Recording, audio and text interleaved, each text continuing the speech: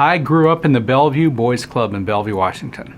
I was a member for 7 years and then got my first job there at the front desk. I volunteered as a kid, but volunteered with a physically, mentally challenged group of Boy Scouts that were a troop at the Boys Club. And I'll never forget that group of kids. They just made a major impact. I used to go camping with them and everything else. I think it's so important for our teens out there to be giving back. And that's what really impacted me. I gave back to the younger kids. And so that's when my blood started turning blue.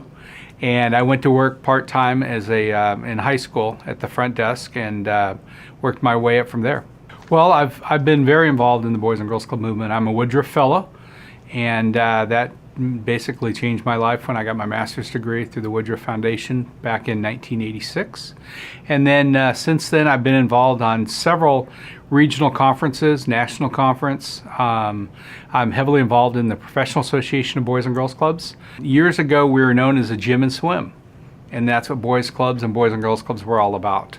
And I think now, I think we are bringing a lot more to the table from technology, because technology was not out there 40 years ago, and also from the educational standpoint. I believe that this movement needs to continue to keep what we call that blue culture. We cannot lose the fun in Boys and Girls Clubs, and that's very important. We can have all the other ingredients, but we need to kind of package it that way so these kids don't think they're coming to school every day after they've been in school all day long. As executives in Boys and Girls Clubs, we have our good days and our bad days, our cash flow days, our fundraising days, our board days, board development days, all kinds of different things, ups and downs, just like in any company. When I open that door for the great futures every day, you see these kids having a great time. And when they especially come up and run up and give you a hug and say, "Hi, Tim," you know, that makes me feel good. Part of my career, 3 out of 6 of my locations of my moves in the country have been turnarounds. So I really like turnaround clubs where I like to go in and help them out. They've been struggling, and we all know that we all go through cycles in our lives and our organizations. And so I've been one of those that's gone in there and taken some magical ingredients of Boys and Girls Clubs and been able to turn organizations around and make them thriving. And that's one of the things that I've really enjoyed in my career. My major accomplishment in the movement, for the last 20 years, I've been heavily involved in the Professional Association of Boys and Girls Clubs.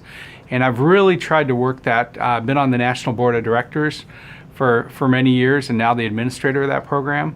I think networking is very important in the Boys and Girls Club movement because we have thousands and thousands of professionals with lots of years of experience. And there's no reason to reinvent the wheel. Go out and ask them how they've run this program before. How have they raised that money? How have they done that event before? Because there's a lot of experts out in the field. And the key is you need to reach out and not just be in your silo of your community. You need to reach out within your state, within your region, and within the country. And as a mentor, you can be a mentor across the country. It doesn't have to be across the street. I was shocked.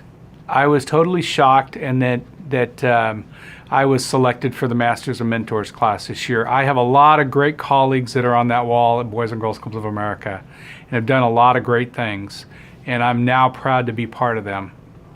I just want to say thanks to my mentors and to all my support that I've had in the Boys and Girls Club profession. But I'm not done yet.